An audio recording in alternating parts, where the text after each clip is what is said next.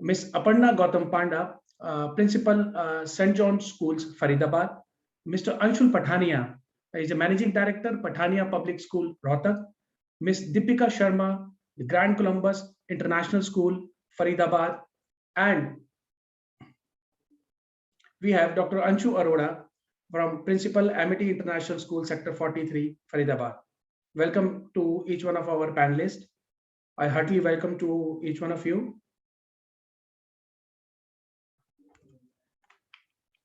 Less than half of the Indian graduates are employable, revealing the 8th edition of the Indian Skill Report released recently.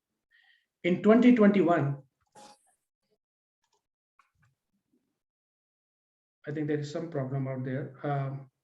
In 2021, there 49% of the graduates were employable, a decline from the 46%, and 47.8% were in 2019.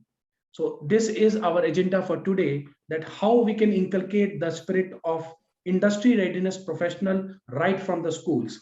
So with me today, I would like to discuss the same with our esteemed panelists. Dr. Amrita, ma'am.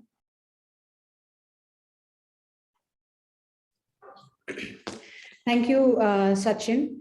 Very correct. The jobs that will be in near future will not at all, and I think many of them haven't been invented yet. I was going through some research which actually states that within 10 years from now, more than 85% jobs that will exist, we haven't heard of them yet.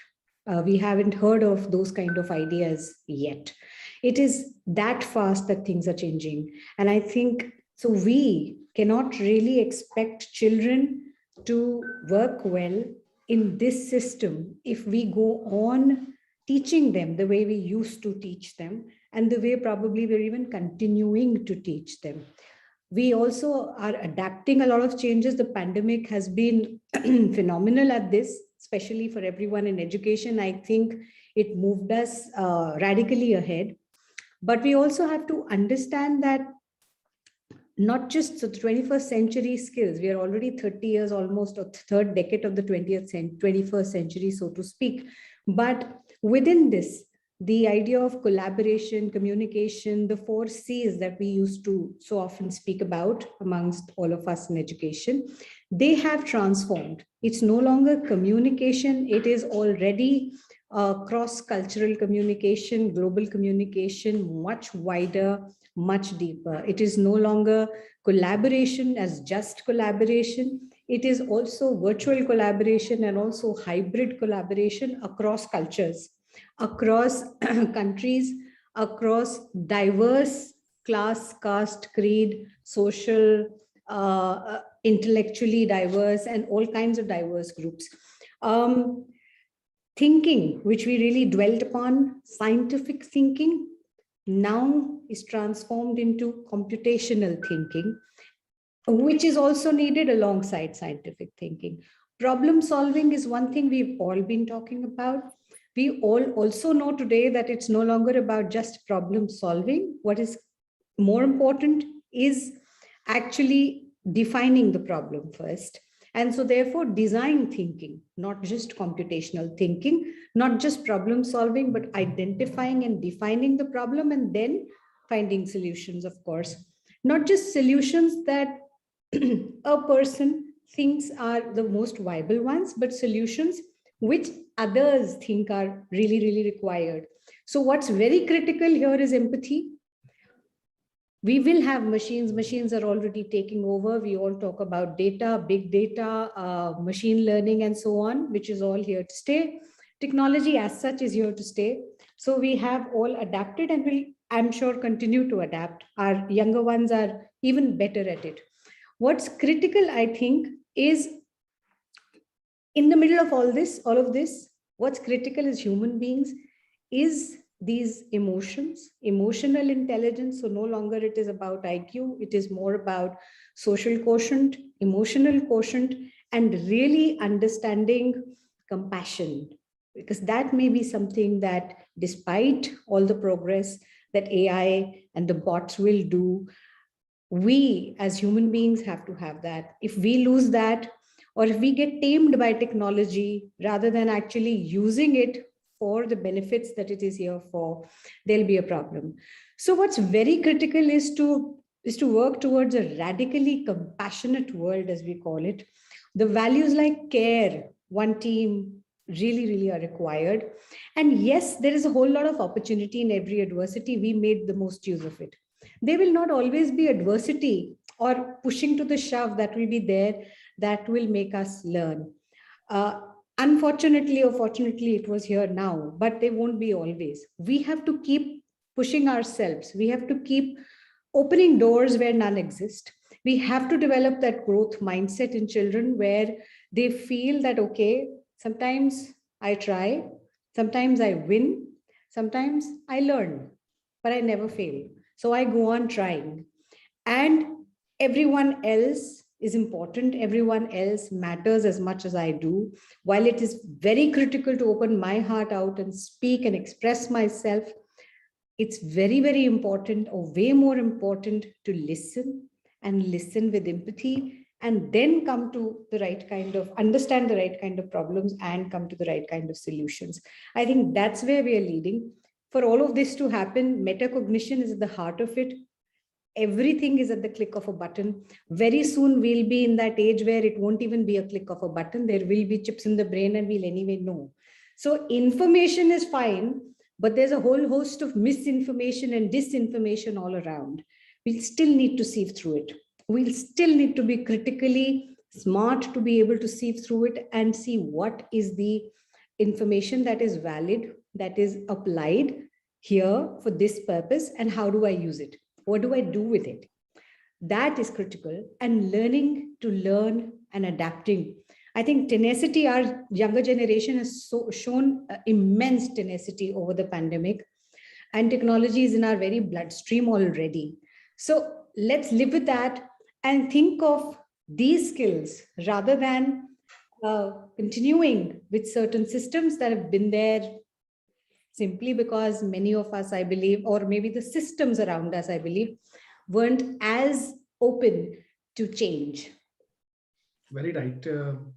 I think the concept of misinformation, disinformation, and overloaded information, it's there, and COVID in fact has pushed this to a great extent.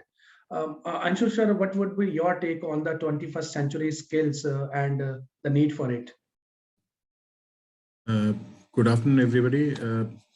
It's a very wonderful topic of discussion. In fact, we have taken up today, and it really is very difficult, suffice into few minutes or few words for describing all these skills required for the entire 21st century, one complete century. But that's the major skill we need in 21st century, to articulate maximum of it in the minimum and to get the best or the highest levels of efficiencies. And not only that, but making it very comprehensive and exhaustive. So as Madam Amita Vohra was rightly pointing out, as to like the 21st century, there's a lot of skills which which relate to technology. But for sure, technology has been changing ever.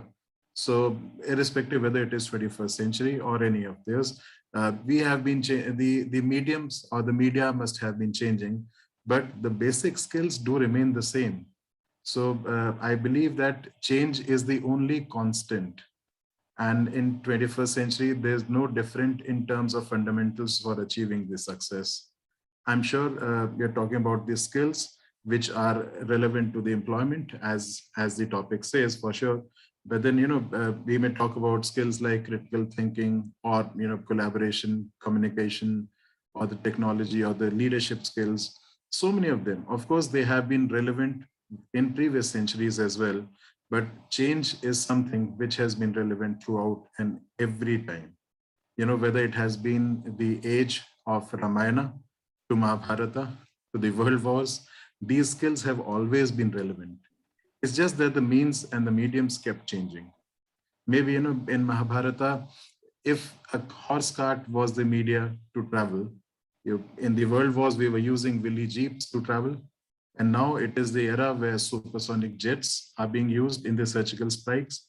But meaning by, the technology or the leadership, etc., all remain the same and relevant throughout generations. But it's always the change which has been, or I must say, being able to adapt to the change is the biggest skill, which is always going to count, irrespective whether it is 21st century or any of the times. That's really makes sense, because things are changing, the basics remains the same, and students need to understand this aspect very clearly. I agree to that, absolutely.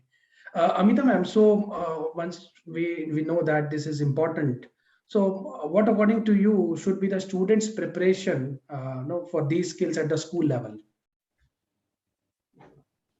Amita Mohan ma'am.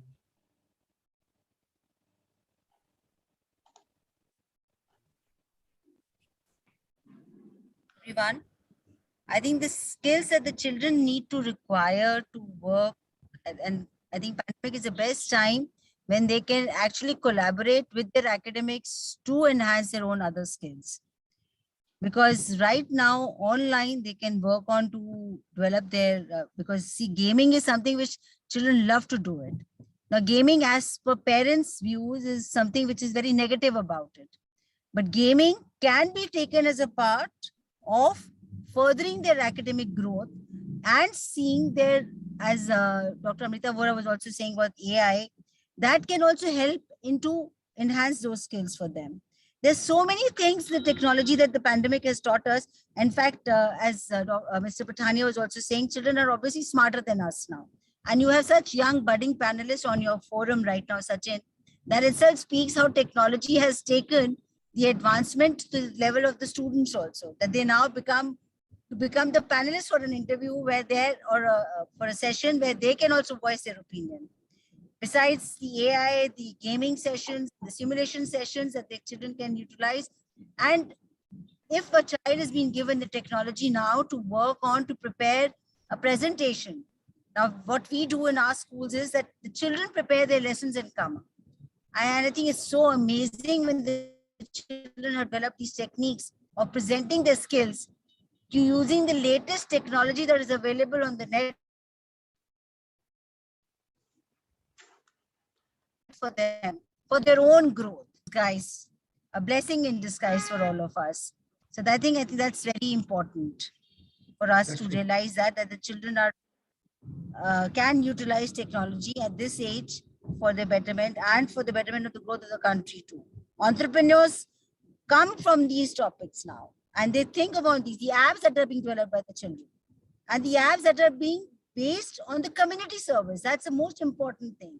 They're not thinking about themselves. They're thinking about how to ease out things with the others.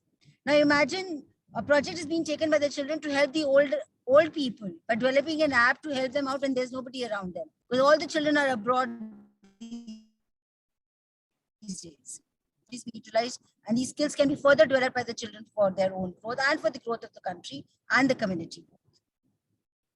That's right. That's right. For my esteemed panelists and participants, I would like to share that Amita ma'am is having some appointment, and because she could not say no to me, and she has always been so lovable, so she said yes to the panel. And thank you so much, ma'am. And Thank you, I Sachin. understand. Thank you. You can please stop your video. That's perfectly fine. Thank you. Yeah.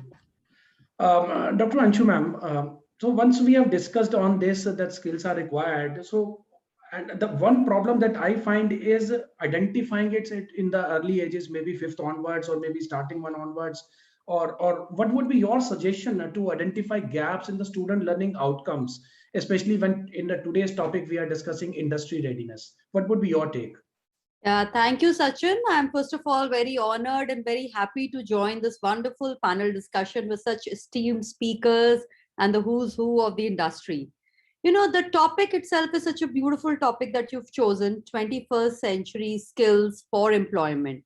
So if I was to just break it, you know, why are we specifically looking at 21st century?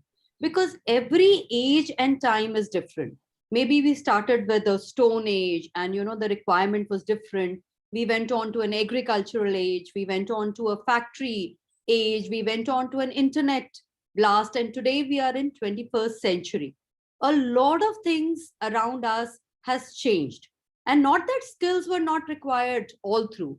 I think if we go back to our Indian education system, I think Gurukul itself established and ensured that skills were learned, skills were taught, and skills were a way of life. Just imagine, like I think Anshul sir had also mentioned about Mahabharata.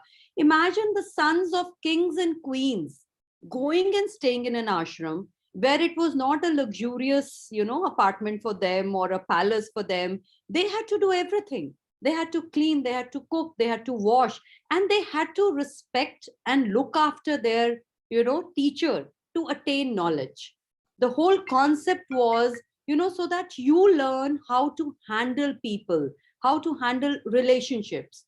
Learning skills, if we roughly look at it, I would say are in three broad categories, which is learning skills, literacy skills, and life skills.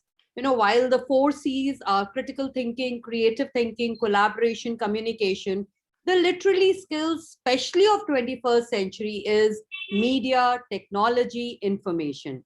But then over and above that, we need life skills. We need a child to be flexible. We want him to learn, relearn, and unlearn. So now coming to the specific question that you had posed, I think once we develop this kind of a bond with the child, once we are mentoring and monitoring the child in close quarters, we exactly know what skill is lacking. The reason why schools will give a project to a child, the reason why we will have any kind of a competition is because we want these skills to be developed. I mean, primary being, yes, I think it starts right from your nursery. The very first step that you take into the school, you leave your loving parents behind. You are in the lap of your teachers. They are unknown. So that's the first time I think the child understands that he has to build a relationship. His EQ moves in a different direction. After that, he learns his SQ. I think more than anything else, children love school because of all the social interactions that they have on the campus. So all that being said, intellectual growth happening, I think skills are being developed throughout. I think when I went to school, I would definitely give credit to my teachers that they helped me grow and groom as a person. And I'm sure my teachers in the campus are doing the same. So we are monitoring children. We are giving them small projects, and then we are seeing, a project is usually just given to the child and it's their choice. Like Amita ma'am just said, children prepare their presentations and come. I think that's one way for us to test the literary skill.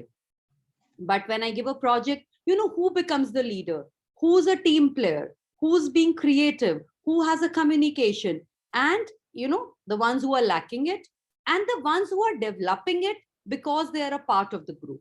I think that's the kind of methodology that we follow. Thank you. That's really important, in fact, because experiential learning is something that gives a lot of courage and as well as confidence to the students who understand the real world. So true that, absolutely. I just like to add one more thing here, if you give me the permission. I know time is a big limitation, but 20 years of school and college is also not going to be enough for employment anymore. The way the world is moving, I did my research on media habits of school children. And when I was finally presenting my research, when I started that research, WhatsApp did not exist. And the day that I was presenting my research, everyone, that's the opening line of my this thing. I told everyone, look, everyone is interacting on WhatsApp. And that's something I did not even have or consider when I started my research. So that's the rate. In 3 years, technology changes so much. So you have to constantly upgrade. You have to constantly learn. And being a lifelong learner, I think, is another very important skill. Even if it's not the major skill ever listed, I would definitely vote for that being a very, very important skill. Children are changing their jobs. A child passes out of the school, 10 years later, they come to me, they want to do something else in life. So children are now not being prepared just for one job or one career. Children are being prepared for life. They are becoming problem solvers. They are not just looking at getting a job. They are looking at creating a job. the talk of startups, the talk of children going far and beyond their jobs. Right. So all that will be needed. For sure, definitely. Aparna ma'am, as now we are discussing about skills, there is another area which probably got missed out, but I would like to mention it, that marks, because parents are there, students are there in the attendees. I would like to discuss one important point, that marks has always been the focus. Indian education is more about now this only. But NEP is playing a role now in the nurturing the student for industry readiness. So, what would be your thoughts on it? How NEP would help us in preparing the student for industry readiness? First of all, hello Sachin, and it's real pleasure to share this platform with you after a long time, and I cannot express my joy. And I'm feeling so proud. I'm feeling really proud. So coming to your question, and you know what? I always knew a day will come which will be like this. Thank you.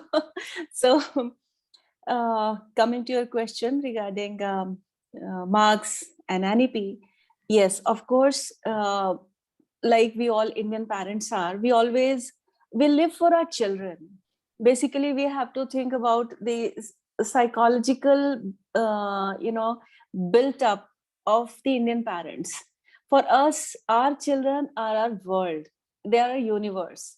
They are like a gift to us, and we all are very committed and very dedicated parents, Indian parents.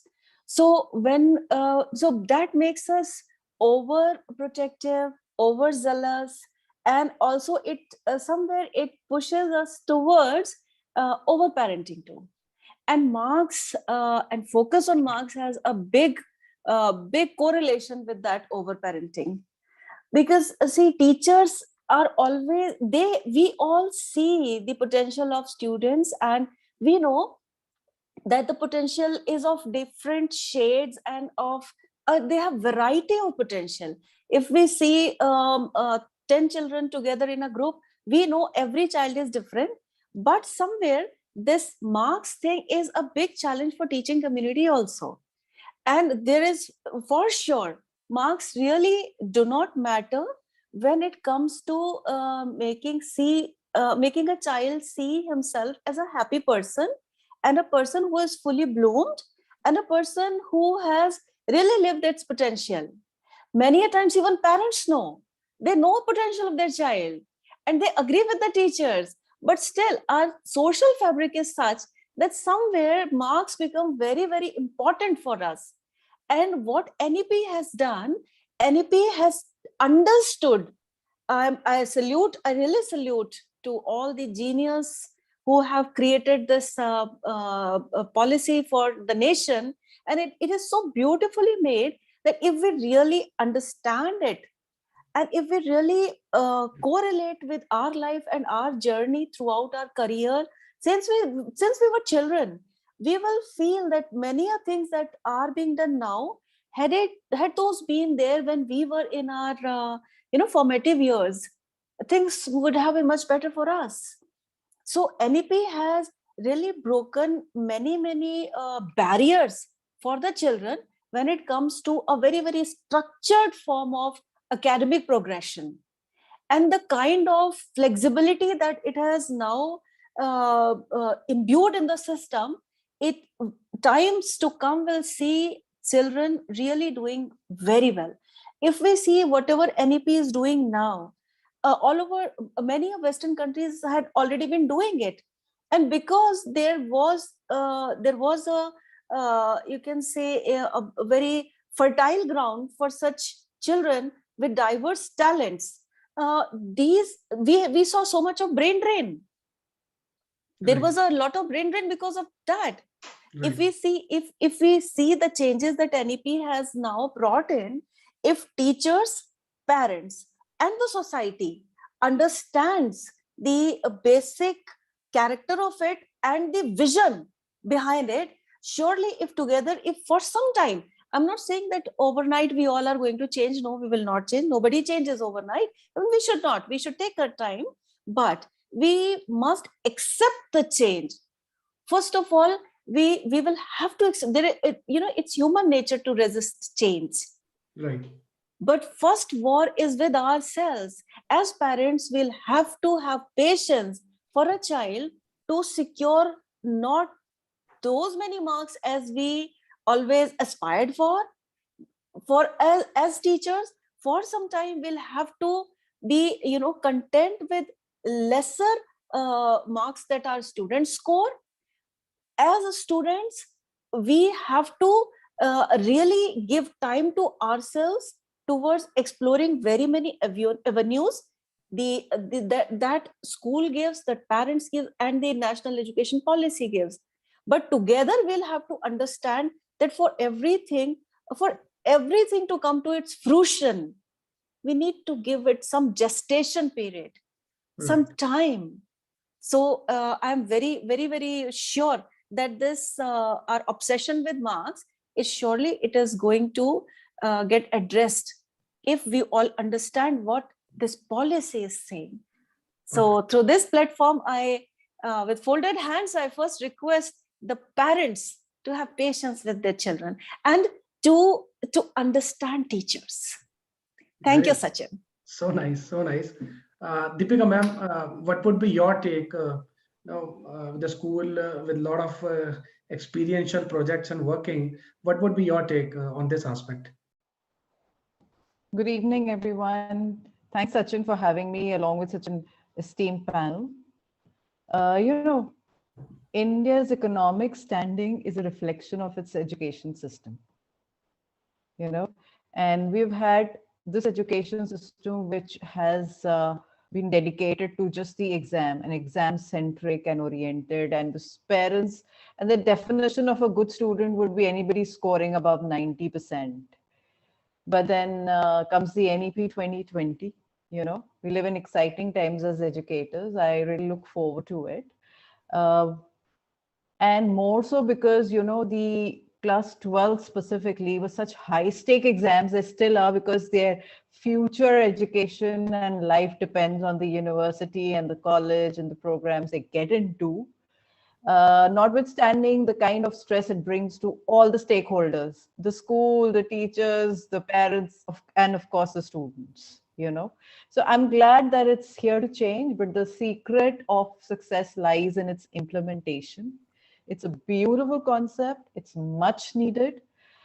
We need to work on the skills rather than just making students the knowledge seekers and knowledge jobs, because the demand and supply in the industry is for many other things. The opportunities lie in different venues, and there is a huge disbalance. So very important, why you need that 90%. I want to get into a best college. Why you want to get into that college is because you want a great placement. Well, then why is that we just feel the super achievers, a handful of them in the elite institutions, make up for the entire, or are inspiration for the entire lot, when any student and every student would find his happiness and goal in doing many other things. So this is where NEP would help us, because we believe that we come with NEP and its proper implementation, we can hone the skills of the students. Like it talks about in foundational years about literacy and numeracy, whereas the communication skills need to be really good. Which is much needed, because 50%, a study says 50% of the students who have been going to school for 5 years cannot properly read. And I'm not talking about Delhi NCR, I'm going all across pan-India. So if you take that, then I think NEP is sounding the right bugle. It's time to take it up, and taking up possibly unlearn whatever the teachers have done, train the trainers in a way that they bring out the best in each of the students. Biggest challenge I feel like Aparna ma'am was also saying is getting the parents on the same platform. Yes. So that's the biggest challenge at the moment. We need to educate them as well. So NEP with all its, I would say it's, besides that, I think being able to communicate at really high level, knowing how to work with collaboration with the team, knowing how to evaluate information critically. It's taking responsibility for and being able to manage one's own learning and developing the habits of effective learning. Then being confident and being able to investigate problems and find solutions. Those are few of the things which I think the children need to be, and being creative. I mean, I don't think many of us really understand creativity or being creative the way it should be. It is finding solution to two problems and connecting them which were not there earlier. It is not about really making a model and being all that. It's not, So I guess innovating, having someone of predecessor talked about design thinking, absolutely. I think we need to have thinkers. Right. And that's where NEP should help us. And its implementation is what that I look forward and ahead to make it work. True that, and I think you have raised 2, 3 very important points. One is having the job creators rather than job seekers. So Yes. in fact, the next thought process of this panel was supposed to move into that direction only, and I would like to invite thoughts from Dr. Amrita Vohra, ma'am. That entrepreneurship is one such area that needs attention at the school level also. I mean, that's my personal take. I would like to know from you how we can really put this into a practice so that the generation understand that it is not only about getting a job, but they could be the one having innovative ideas and then creating more job. Amrita ma'am, would like to have your views on it. Entrepreneurship is definitely a very, very important skill, and it combines a whole host of skills.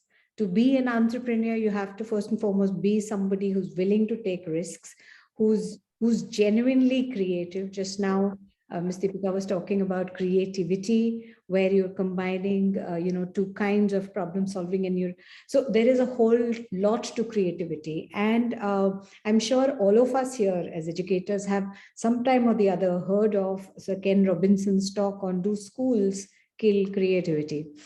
Right. And I think we've all also been equally moved by it. So long back I was, years and years ago. And I happened to begin my career when UGC launched some 20 years ago a program for undergrad program, especially for students, which had entrepreneurship as one of the key courses built into it. It was very tough at that time for us to find people to really take it up. So I was ending up getting industry experts from here and there and figuring out newer ways, because it was tough to get a regular faculty member who was qualified to teach that program. And UGC had thoughtfully allowed for that to be done. This was a functional English course, but had this segment. And there were 30 girls in that first batch. And today, almost all those 30 are amazing entrepreneurs. They're doing very well for themselves in their lives. They all came from very humble backgrounds, from a very, very small town. Okay, so it does have an impact, but I think the skills that worked, and after that we worked a lot with school children over the years across different schools. One of the projects that we did in school, I want to focus here more on concrete ideas rather than the grass tacks rather than big words. So one of the projects that we did was we got a few first generation entrepreneurs. Many of these first generation entrepreneurs happen to be parents for the school also. So whether it was parents or whether it was external people, but some first generation entrepreneurs. The IIM supported. So we had students of IIM. For them, it was their study project. And we had our school students who were willing to take ownership and continue with so we call this an entrepreneurship project. So they had a lot of meetings, focused training on entrepreneurship and understanding of what all happens. They were parents and school representatives also, of course, a part of each group. There were a few groups that worked together on this. Each group had these first generation entrepreneurs and everything. And they developed ideas. They used those ideas for a period of time. And eventually, the point was learning. And of course, we made it competitive, and we made it special for some, to add some motivation, etc. back then. But today, I wouldn't make it competitive, definitely. Over the years, my thoughts evolved. That time, I was a very, very young principal who just began things, not even a principal yet, in fact. So that has stayed on with me, and the learning that I got in the process has stayed on with me. After that, institute after institute invited our kids to organize their events. We did the alumni event for the IM alumni meet, and so on and so forth. So when I say we, it was not me, it was the children who were leading and doing it. So it is the real-time opportunities which matter, which make all the difference. There's this really cute sci-fi book which we read as very young kids. I'm sure all of us here have read it, and our children are reading it these days, or may have already. Time Machine. There is and it starts with this one line. Our world will be really dull if there is no change, and there is no need for change. There'll be actually no intelligence and no learning if there is no need for change, right? So that message is beautiful.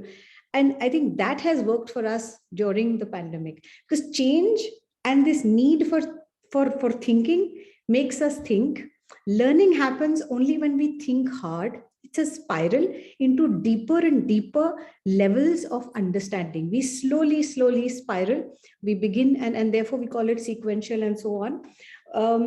But I think entrepreneurship is about when you're willing to take risks, you're confident. So to the 4 C's, which are all very important for entrepreneurship and creativity, we've all spoken about them. I think it's very critical today to add a growth mindset, character, strength of character. We always believed in it, at least in India. All our schools were always doing it, NEP or no NEP. And citizenship. Citizenship today is global and local. So it's global, if you will, but we need to be global as well as, rooted in our beautiful tradition alongside. Only then do entrepreneurial ideas really work. Children have it in them. You barely see children. I mean, you talk to every second child, maybe saying that, oh, why should I do this? I think I'll be a YouTuber. I think I'll do that. And I think I'll. So the careers, definitely, this is no longer a generation. Our generation switched jobs. Generation before us barely did that. They tended to, most of them stayed in the same job for years and years and retired from it. Our generation began switching jobs. Generation now is already switching careers. Every 5 years, children are switching careers. And moving ahead, we will not just switch careers, we'll switch complete domains of our careers also. So that's where we are into, that's where we are headed. Right. I think if we're not entrepreneurial, we won't be able to manage it. True that. It's not about starting your own startup only. You need to be entrepreneurial because you need to constantly, no matter what you do, you have to constantly keep thinking and keep taking risks and constantly keep reinventing yourselves, unlearning, relearning, and or that cycle continues forever. So that's where I think we need to work on. That's very right. Anshul sir, being from the Rohtak region, I would like to have your views because it's all about collaborative India. What would be your take, entrepreneurship in practicing in the real aspect in the school level? Certainly, Sachin, as we have been talking about the skill set previously and in the discussion, and it's a very important aspect that we develop this ability amongst children at the school level itself. As I told, that change is the only constant. The greats of their times may not even find place at the bottom of the ladder today. You may talk about, we are cricket crazy country, and you may talk about Gavaskars and Kapil Devs of the world who at one point of time dominated the game. And today, maybe their skills, maybe they are irrelevant today in today's game. And the greats of today, maybe Sachin or maybe Virat Kohli's of the world, may become irrelevant in future. So the change is the only constant, and to develop this intellect and in fact, I must emphasize on this aspect that greatness is always subject to time. And with the changing time, we need to change ourselves. That is where the right, foundation for entrepreneurship is established and is needed at the school level. So it's very important that we create leaders and entrepreneurs who have the vision and desire to think different and create opportunities for people. At the school level itself, if we are respecting these two elements, creativity and curiosity, if creativity and curiosity both could be flourished, it may lay a strong foundation for the biggest ventures of the world.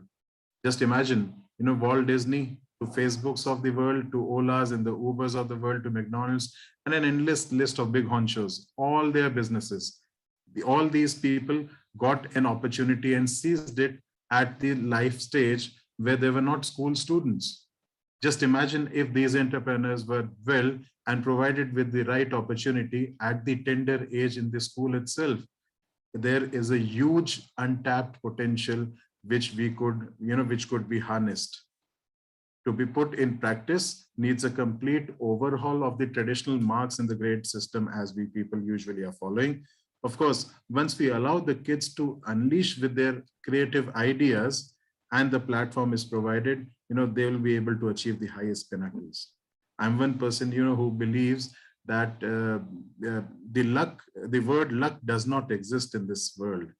It's always the right preparation and the perseverance we put in at the right time. And it's just that when you find the correct opportunity, we are able to seize it. That is what creates luck. And this is the biggest skill an entrepreneur is supposed to learn. We all prepare in the same schools, but when it matters the most, an entrepreneur will deliver. So as Walt Disney says, all our dreams can come true if we have the courage to pursue them. So certainly I agree 100% with this at the school level. We need to make, ground root level changes. So these are required.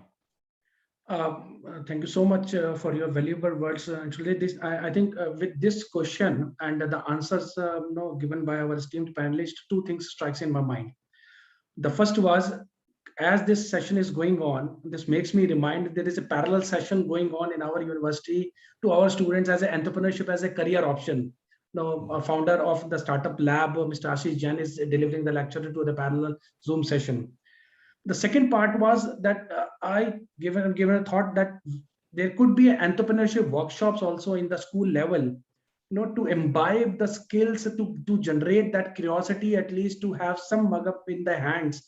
And we would be definitely taking up this leap forward and would be sharing our thoughts to all of you, and would like to take it up on let's do with this in a pilot project, how these workshops goes on if we conduct entrepreneurship creativity workshops for our students. This is a submission, my humble submissions to all of you.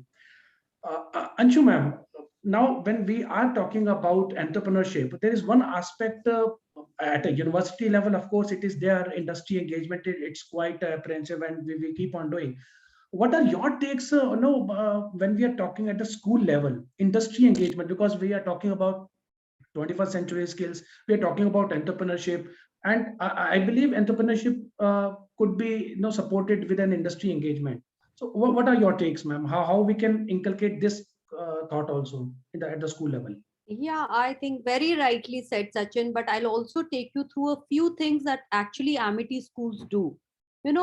No training, no learning is good enough if it's only to the level of head. Aristotle also said that unless we train the heart, we haven't trained enough. The complete learning is only when it is there in the head, it is there in the heart, and it is hands-on. So there are various projects in Amity. To name just a few, I would say there is one thing which is called Youth Power. So wherein the entire school picks up a social cause and the children work for it.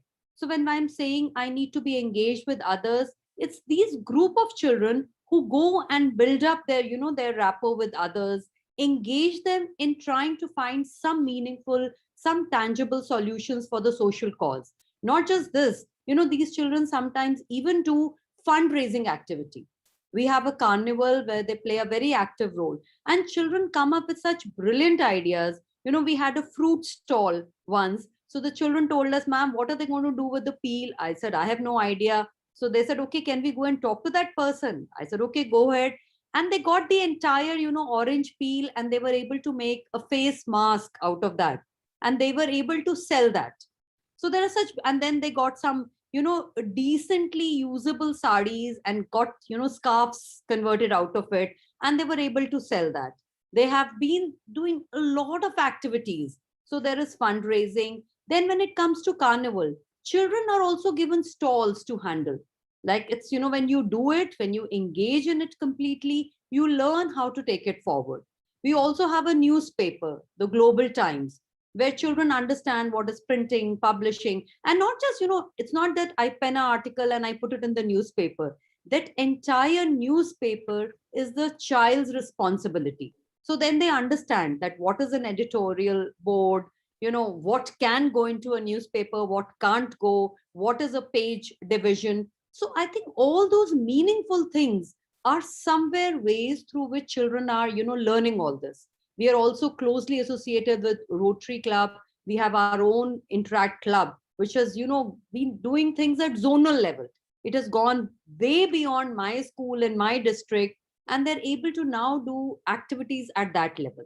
Yes, of course, we need industry, but like I said, when you give projects to children, then, children themselves will go and find ways and avenues. The entire parent community, they come in and support us. So if I have a parent who has, any business or anything through which my activities can get supported, they also, join in open-heartedly, and a mutual exchange is happening. So I would say, doing a workshop is one way. Yes, things can be learned, but to my mind, being in it, telling children, okay, this is what you should do and create for yourself, is the best way of learning.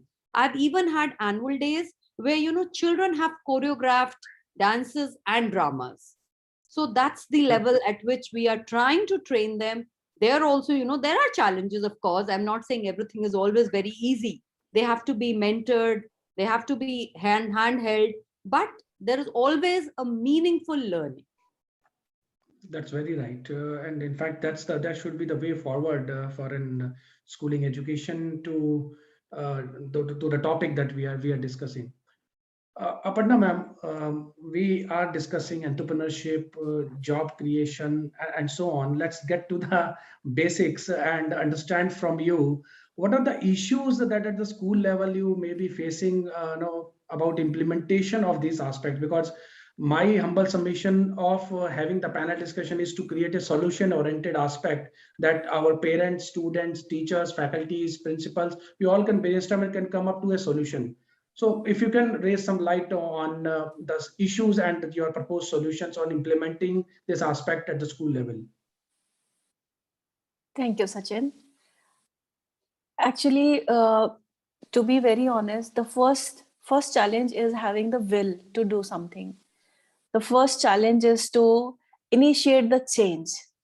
And then second is to prepare people towards accepting the change. And as I earlier also said, the teacher and parent partnership is very important. School has to inculcate the atmosphere of faith amongst teachers, students, and parents. Teachers will be able to take risks, like ma'am just now said, that students are going out of the school also doing things, activities. So this needs a lot of faith on part of the parents on the school. That is more important. And for teachers community, again, it is very important for us to be that team where parents can establish their unflinching trust, where they know their child is in safe hands. Then comes the risk management thing. See, entrepreneurship, it is a very good thing, but one has to also prepare children to accept failures. We can just launch children towards experimenting with some dreams, with some imaginations of theirs, but one has to prepare children beforehand. That also, for this also, that not every dream comes true, not every experiment succeeds. So because if we do not do that, then there will be you can say a sort of domino effect. What people have to, all the elders, parents, teachers, the social circle of the child, they all have to be supportive, that if children have taken up some entrepreneurial venture, they have to support them while they are facing problems. They have to support them during the gestational period of the project. They also have to support them if they do not succeed. The worst challenge is the fear of failure. So teachers have the fear of failure before we think of starting some project. The first thing we have to overcome is the fear of failure. And same is with parents. They also want their child to explore one's potential, but they are also scared. What if the child fails and gets hurt and gets bruised in the process? Right. So we have to prepare for that, and we have to make our children tough. What I feel, we should, first of all, we should make our children tough, because only, there is a saying, when going gets tough, the toughest gets going. So when it comes to being an entrepreneur, I think the first thing that they have, the quality they have, is the toughness, the perseverance, and they're very adaptable and flexible. You know, all these qualities, if we are able to inculcate in our children, on that fertile base, we'll be able to give them the wings to do whatever they want. So we have to, first of all, be very strong. We have to stop being scared. The parents have to stop being scared. Teachers have to stop being scared. The society has to stop being scared. And we should not be judgmental of our children. Thank you, Sachin. Very nice, very nice. I think accepting failure is something it's not been encouraged in India, and I fully agree with your point. Deepika, ma'am, your comments on it. You know, when I take an average parent and family, they spend lakhs, thousands on acquiring the certificates and degrees. But what the industry needs experience. So there is a huge imbalance in the demand and supply. We need to build that. There has to be a bridge. So, I mean, like I said, that we at our own level of school need more vocational studies instead of the core academics. And the main challenges that I find in implementing, say, entrepreneur or other vocational courses would be one, finding well-trained teachers, the resources, a structured curriculum, challenges in, say, implementing them. Then having a lot of parents to be convinced, you know, they don't look up to such programs in a manner. I mean, if you just say that this is part of the core subjects and this is going to be with it, that's okay. But the other core subjects have to be there. So then this vocational studies actually loses out on its significance, you know. So that is there. Then there is the curriculum so far is inappropriate, you know. So those are few challenges that I face when it comes to vocational. But then I am the one who would say that when the industry is looking for an experience, well, you know, if you have a trained resource who understands what we're talking about at the moment, the implementation is good, you know. But we still need to train more of such people who believe in it, and get more stakeholders on the same platform to agree with it and move on. I mean, why should we have children after graduation on crossroads, after post-graduation on crossroads, to what should they do, where should they head? So that's something that needs to be taken up, because I have a student who did BTech, and then right now he is director in Bollywood for drone photography, you know. So I think that's fantastic. It had nothing to do with whatever he did till BTech. It was his passion to create drones or small aircrafts and models in the school also. And that's what's taken him to the greatest heights. So I guess here we need to tap on the individual passions and at their pace, take them right, have more such vocational programs, not wait for the degrees and then do a vocational program, you know, possibly part of it as a school, and then they can be interns right after schools, you know, or a program right after that. So I feel there is this need, instead of getting those knowledge job, you know, not people who are knowledgeable and their jobs are very few, we need to hone the skills which will take them to the other jobs, because I don't think there is a balance between what is required and what is being delivered. So I think with NEP and with awareness happening and all the schools working together with it, I'm hopeful. That's right. Absolutely. And that should be the way forward, in fact. Yeah. As we are running short of time, but I've got a couple of questions with me, but I would like to have the 30 seconds question from each of our panelists, starting with Dr. Amrita ma'am. What do you think COVID has given us a learning to teach students, and the focus, what should be the focus to way forwards? 30 seconds. Okay.